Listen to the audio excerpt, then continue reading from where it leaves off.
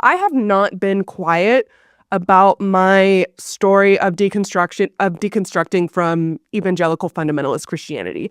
I have probably been deconstructed. I'm 33 years old as of a couple weeks ago. I'm 33 years old. I started deconstructing maybe 12 years ago, and it was a long process. It probably took me about a year to fully deconstruct.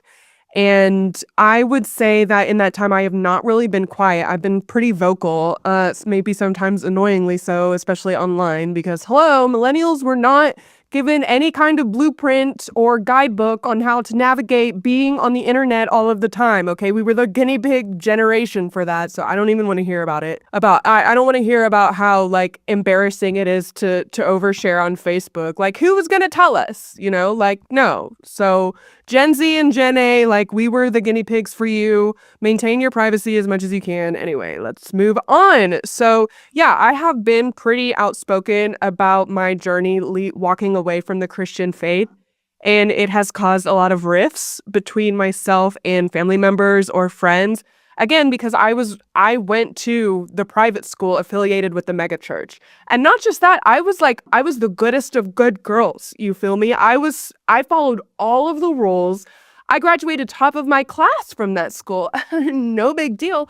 Which isn't to say I was more intelligent or anything. It means that I was that obsessed with doing everything right. I was studying all of the materials. I was following all of the rules. I was doing everything they told me to do. These actions would be aligned with righteousness. All right. And I'm not saying that, I mean, I'm kind of bragging, but I'm not saying that just to brag. I'm saying that to showcase how deeply I believed in all of the doctrines that I was raised in, okay? Because I didn't just go to the school. I followed the letters to the T. I worked at the kids' camp, okay? Like the Jesus camp that all the kids went to. I was a lifeguard there. I volunteered in the church on Saturdays, okay? I spoke in tongues. I went to this little like purity class like that the teenagers were put through with. There was like a month-long program where every week you would sit and listen to, our male youth pastor talk about purity and tell girls that, it's probably best if they save themselves for marriage. And I'm not going to get into purity culture on this episode because that merits its own episode. Thank you so much. We will definitely be getting into it though. So I just very much, I fully, deeply believed in this world that I was raised in.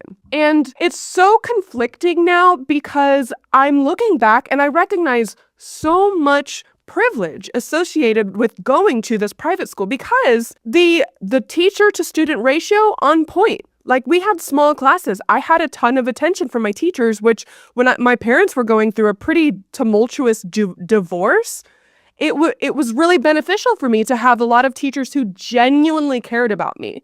I loved going to school. School was like my safe haven away from a violent home life, right?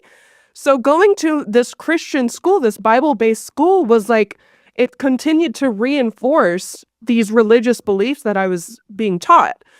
And not only that, the school was very safe. We had an armed security officer who would walk you to your car if you forgot something in your car, that she needed for class. Like, it was a very safe school. It was a very loving and caring school. And sometimes it can be hard for me to talk about all of the issues that I see in the Evangelical Fundamentalist Christian church because I was so spoiled, essentially.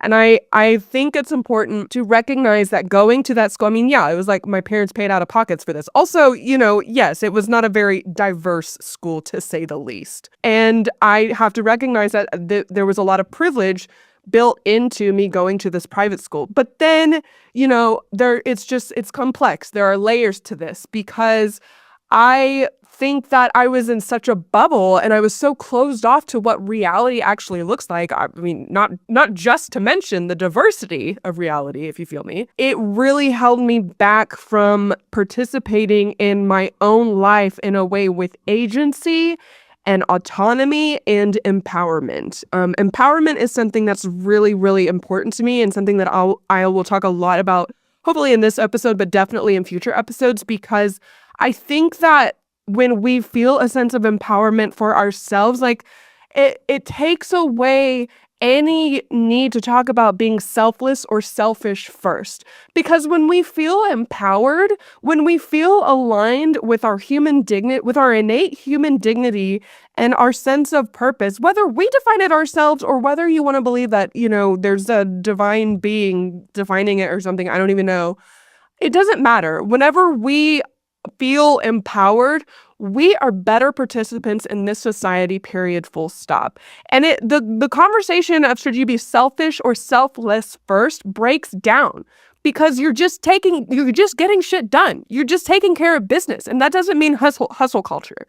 I'm just saying that when you feel empowered, you get the rest when you need to, you build community when you need to, you are listening to your inner intuition, if you want to call it that, your instinct, if you want to call it that. I don't care what you want to call it. Some people call it the Holy Spirit. And okay, that's what I'm talking about too. I don't call it that. You know what I mean? Like I can't call it that. But really what I'm trying to say is I was raised in a way that kept me and the people around me very disempowered. And I think it was very insidious because there was a lot of rhetoric in my evangelical fundamentalist Christian upbringing that was kind of disguised as safety. It was disguised as safety, as like you will be protected, you are saved, but protected by and saved by all of these external forces. So Jesus and God, maybe even the church, instead of finding that sense of empowerment within us, which again I think is just